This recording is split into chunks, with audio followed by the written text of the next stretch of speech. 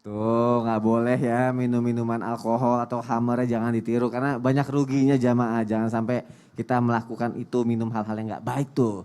Tapi kalau misalnya alkoholnya itu jamaah pasti sekarang suka pakai sanitizer kan ya. Ini patut dipertanyakan nih. Kalau Ustadz Ahmad Ridwan, kalau alkoholnya itu berupa sanitizer atau parfum, Iya, iya. itu bagaimana? Itu Baik, termasuk najis juga apa enggak? kita bahas dulu ya. Kita bahas. Silakan Ustadz Ahmad Izin, Ridwan. Ustadz Maulana, Ustadz Syam, Mas Soni. Jadi kalau bicara tentang minuman keras jauhilah. Saya sekali-kalinya minum minuman keras itu cuma es batu aja. Itu juga bikin tenggorokan kita sakit ya kalau ditelan langsung begitu. Langsung ditelan es itu, batu itu ya? air keras namanya Ustadz. Ustaz, minta maaf, aku jadi panik tadi. Enggak, ya baik, kita lanjut. Kemudian bagaimana tentang kenajisan alkohol atau khamar? Para ulama mengatakan tentang hal ini, maka halil khamru najas, apakah khamar itu najis?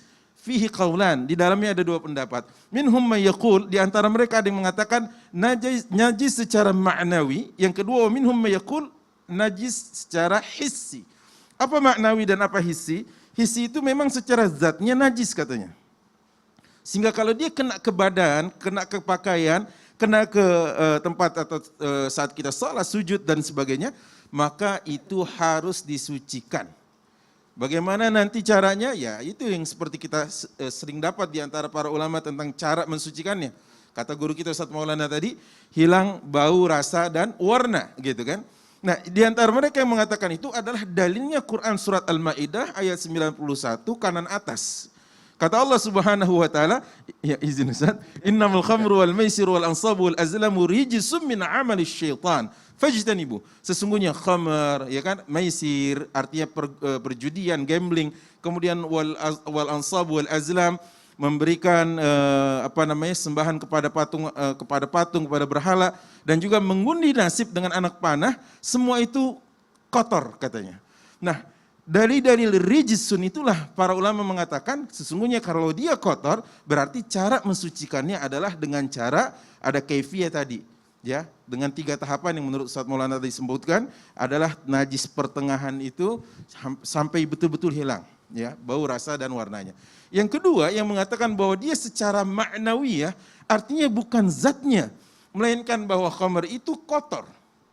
Dan itu perbuatan syaitan, nggak boleh kita meminumnya, nggak boleh kita mengkonsumsinya. Sehingga kalau sudah tahu bahwa sesungguhnya mereka mengatakan ini tidak najis secara hissi, kita pegang tidak najis, maka tidak perlu kita sucikan. Gitu, itu diantara ulama mengatakan demikian. Dalilnya sama diantaranya itu. Kemudian yang kedua yang mengatakan tentang dalil ini, tatkala proses turunnya ayat khamar, pengharaman khamar itu sampai 4 tahapan, maka yang terakhir di surat Al-Ma'idah ayat 91 itu tadi, maksudnya adalah para ulama mengatakan sejarah tentang para sahabat membuang semua khamar yang mereka koleksi di rumahnya, sampai membuat jalan-jalan di kota Madinah itu becek dengan khamar. Sampai segitunya Ustaz. Banyak nah, banget tuh ya. saking banyaknya koleksi mereka. Maka para ulama mengatakan andai itu najis, maka niscaya Rasulullah SAW tidak perkenankan mereka membuang sembarang najis itu di sembarang tempat.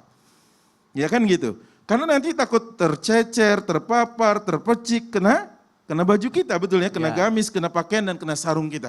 Karenanya dari sini disebutkan tidak najisnya khamar secara zatnya.